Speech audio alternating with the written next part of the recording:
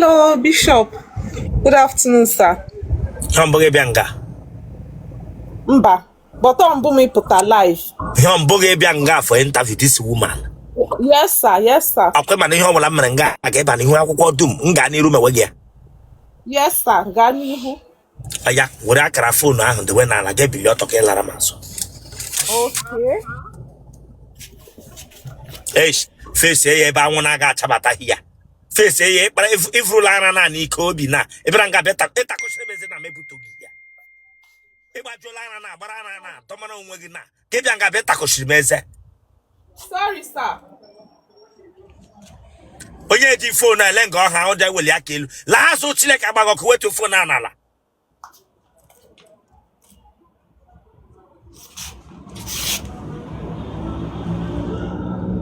ke ha de ka kwado to ku ga ha mekala to ku ga hono ma ho re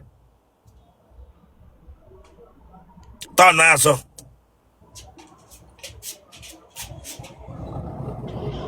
bi onye di phone ahụ were aga na ebe Otele ahụ no ma ahụ ofuma le manya front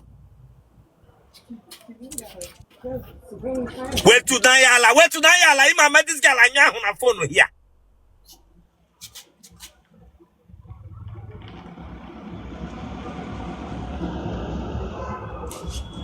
bi enyi je ku ukwe na church Yes, sir. I hear many ji nwa Otele ndị ja no na akwa ya Amakwam ka Otele ndị nọ na kwa ya si adị o. the wanya front to chile ka gbaga ọkụ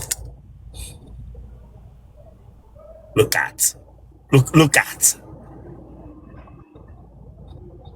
buru Otele ụmụ nwaanyị Philippine bịa nga bịa gwa m sọ ma Otele ndị nọ na akwa ya na eshad bịa were phone gị. Thank you, sir. Aha gị. Aha m bụ Tochi. Tochi onye. Tochi na Bolisa. Ịdị afọ ole? Adị m 40 years. Tele Rosanna. Chọọchị ya mebuto gị chọsọ ọnwụ ihe egwuregwu ka m gbuo ehia. I got my baby in the 40 years. Give me a gata koshikra message. Just some egwuregwu here. Sorry, sir. Pistol arrest again by no worship. If I got better koshikra message. I told that touch here. Okay, sir. Be focused, be serious. Thank you, sir. Okay, well, thank you. Protunga. Okay. Lebochi yicha nwunye na Nebukadneza. Bianga bia takoshikra message. Eka hụ kwa nsọ gị. Ima nwunye Nebukadneza. Them you do mama nwunye Nebukadneza. Ina mgbe nọ na mgbe na-aga church na ntakịrị ịhụ m ga-esere ha n'akwụkwọ Bible. Ịhụ mgbe esere ha ese n'akwụkwọ Bible. Ego book of story akwụkwọ Bible ụmụasị na-eyuzu mgbe ahụ. Nyawa ka icheta. Oya ka chetacha ịkwara ihu ka nwunye ya. Nwa bingo asịghị them you. Thank you, sir. In 40 years. Yes, sir. Ị ka hụ akwa nsọ gị. Ị ga-amụlikwe nwa ma nwoke hụ gị nga afọ ọlụlụ. Why not? Ị test ya lịa. Ị test ya akpa nwa gị ma ọ ka na-ebu nwa. Test be kwa amakwa m ka esi test. Okay.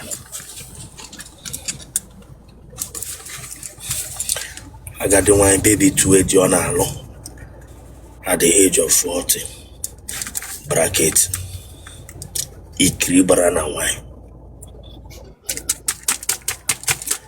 Nege na nna gị ọ dị ndụ? Nna m anwụọ na nne m dị ndụ. Ndo. Thank you. Ndo. Orphanage daughter. Amen.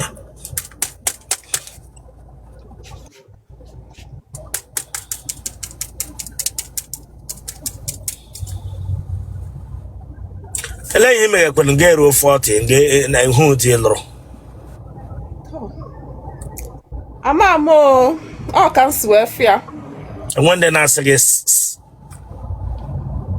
Ha na-asịkwa m ha sị gị Hasige sai ne respond kwara. Gaskiya ni ban gane halin su ba, ban gane halin mazaje yanzu ba. Gaskiya zan giya maka. Ban gane halin mazaje yanzu ba. Gaskiya in giya maka. Ni ma na jin haushi. Maganan gaskiya zan ga maka. Talero sana. Ai dole in giya maka abin da ya faru. Ni ma haushi nake ji. Ya wudu no ya jigawa. Gombe. Gombe. Yes. Ewele iwa mam se wu Gombe. Ina ni Igbo. An manu Igbo. Talero sana ewele iwe. Thank you. So kaskia gobe magana gane. Gaskiya na ce maka gaskiya mazajen yanzu halin su ba kyau. Halin su ba. Shi ne yasa har yanzu bai yi aure ba. Auren banza. It's okay. I got lam. It's okay. It's okay. Nwanyi Gombe no Igbo. Gaskiya auri banza Otele banza abanwa. Banza. Haka ne gaskiya, haka ne. Haka ne yakwa. Yawa hanna. Yes. It's okay. Haka ne. Mpe ya nwụrụ anwụ haka ne. Father's name nne ya nwụrụ anwụ haka ne. Mmaga ọlụ arịrị di? No. Kebishi na watch anyị? Gombe State. It's okay. Why your pico? Chomo daga ibam na ho very soon. It's okay. Gine kenwa. Kaya kitchen items. Kaloli kayan kitchen na da shi.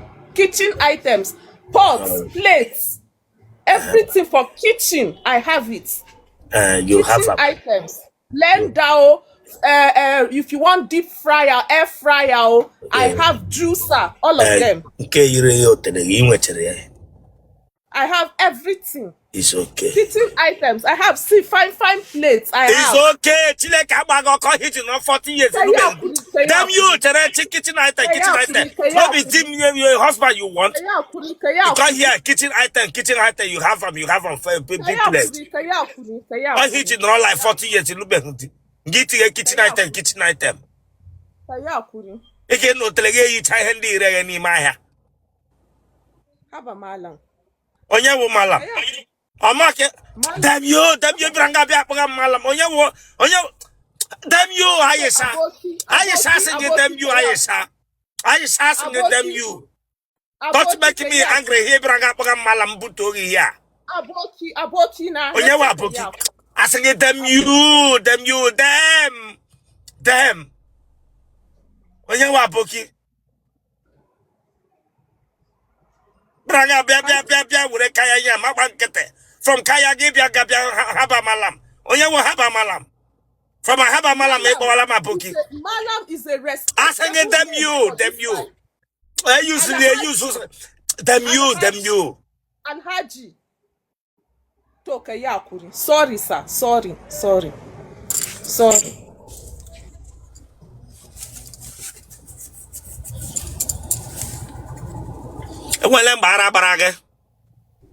No. We not get madness. No, sir. No madness. Ibala kulambo. Allah sawake. Otele sana. Bia ala na sawala galaya. Kwa iro wegugbo. Ala sawoke. Onye kiti internet ekwu. Ama kibranga bia internet esema ekwu. I can never be a shower. No, me I no be a shower. Are you go say me I be a shower? Otele sana. I can't drink me bala shower. I no be a shower. I say you don't do a shower before. I never be a shower. I never do. God forbid. Me, I not be a shower. Then what is Allah sawoke? Then what is Allah sawoke? God forbid. God forbid. In a sawoke, like in a sawoke. If you play that thing again, we're Igbo. Like Allah sawoke. Allah sawoke. Sorry, sir. You say no be no maybe a shower. You get and gabe use my Anna sawoke. Sorry. You know, you kettle asagamu and call ambo. Yes, we they work. Yes, now. You know, you kettle asagamu or talagambo. No, haba. No, now. No, babu. Ijangamo.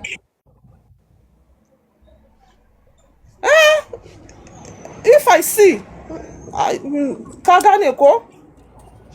Ina kangana, lanya, lanya. I'm not hearing any of those things. Ina kangana, I don't use it for mmanam we kumi here. Make I know when we kumi here. Like kangana ku. Like kanga won kam droge me ngola mo boge bia gabia gwa kangana ku. Kaganeko, you Enya ina kangala I use left for me. When I him na wagana. Sorry, sir. Sorry, sir. Okay, man, how will I make a company? Yes, sir. Yes. Nganiru. Kachigaba. Onya? Go ahead. Go ahead. Yes, sir. Yes. Yes.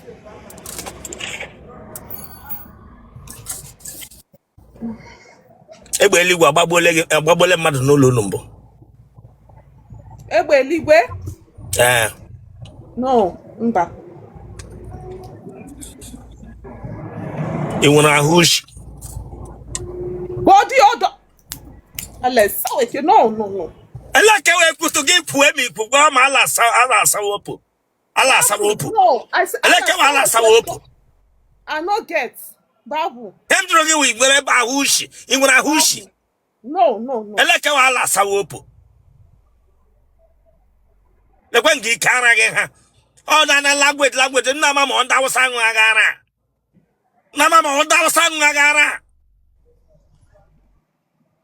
Ara ga yi tala sawopo.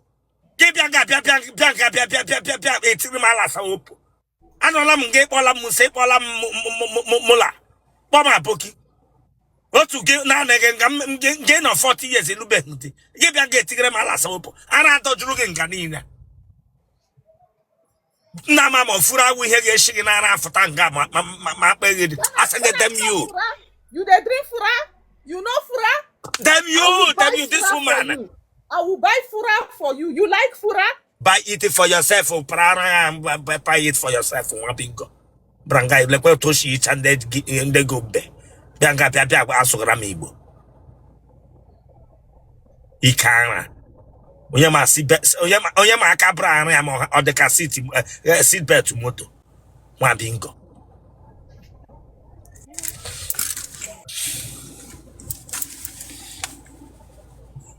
Mado letra lage.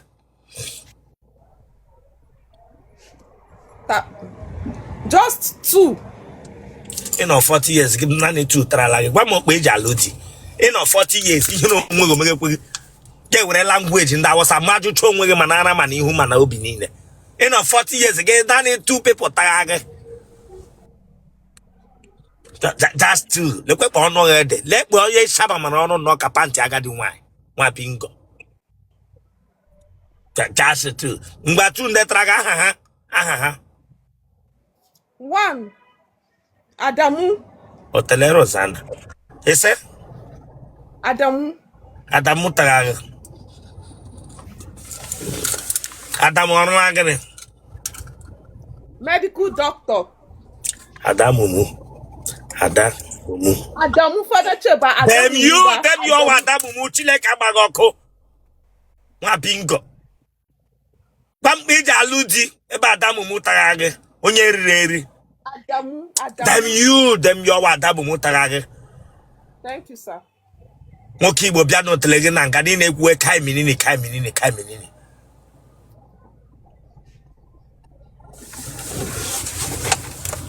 Second ban wonya. Etuk. Ha? Etuk. Erigeri. Etuk. Ajụwa m gị sị erigeri nwa bingo. Erigeri. Ha? Ibra ga bịa lekwa dị ndị taga gị Adamu mu yele etuku. Lekwa dị ndị taga gị. Abaghị n'otele na nga dị na-eshiwe crayfish onions. Abaghị n'otele gị na nga dị na-eshiwe onions yela garbage. Lekwa dị ndị taga gị. Etuku. Adamu mu. We quite press up and Maga that because I'm more Igbo lawyer saying where I'm when I get in Katamoto Babu, get one written Egyptian life from here. Nama Majlegi Meresuya. Ijanyo Mahatama. Banum Pijanyo. Banum Pijayo. Bam Pijayo, Pire, I was someone MP. Bam Pijanyo, let go take me who didn't know. Let me who did it. Pire, I was someone MP. Bam Pijanyo. Damn you. Zageni. Zagina na mene. Karka zageni. Mesa kake zagina. Imega call. Karka zageni fa. Imega call. Karka zageni zan chukutuman ubanka. Karka zageni. Otele sana. Karka zageni. Ese karka sangonya. I said thank you, but just calm down. You doing it small. Small. Yes. Hiji when I was up, what me why didn't get me anyway. If I got for when election, Imega. Kimega call. My mother, she is Fulani. Maga. Yes, my mother, she is Fulani. Okay, Mpagi Igbo. Yes. So I hear Igbo, small. Okay, Hiji gwam kanka sajeri. Dankuru kunta. It's all dankuru kunta onya. Kaɗan ka yi magana hankali a hankali. Ega come handcuff. All the kids can boot here. I'm more case kali magana. Ega come handcuff. No. I'm getting a question. Got you work interview. Yes. Hele hiji gwam kari magana handcuff. Handcuff, kuma? No handcuff. Oh, we hear gare magana. I not be police now. But you there here, you talk and say gare, it's all gare magana. Nah, but abunde, ask your people in the comment section. I did not talk of handcuff. Yes.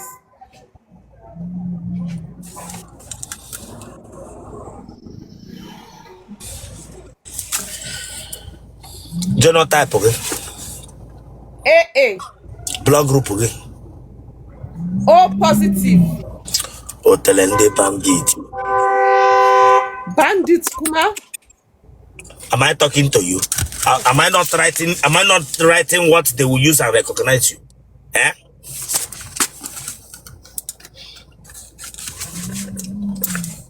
Banditry Otele. Banditry Otele. Call your phone number. Phone number 080 61 59 57 40. Call it again. 080 61 59 57 40.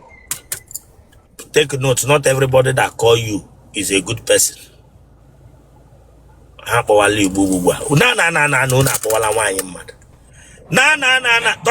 the people that just called you now, block them or block all of those people. Yes, block all these ones calling you now that I'm talking to you now. Hey, when you get back, when you were I was up on I Zan ci kutuman buru ubanku in kun sake kira na waya zan waya them honey ne kan kuma wanda ya sake kira na waya zan ci kutuman buru uban kar ku taba block them Aisha bum Aisha kuna hauka ne na zo nan sai da kasuwa na kasuwanci ne ya kawo ni nan na kawo kayan kitchen ku zo ku siya a Gombe ina muku delivery ko ina da kuke. Me? No, them, those people that are calling me. Block them. Use our WhatsApp. Ono ne aga alomade kewo nya WhatsApp. Kewo nya WhatsApp. Gano de atamano suya uno. Madam nya ha suya ha trama nya ha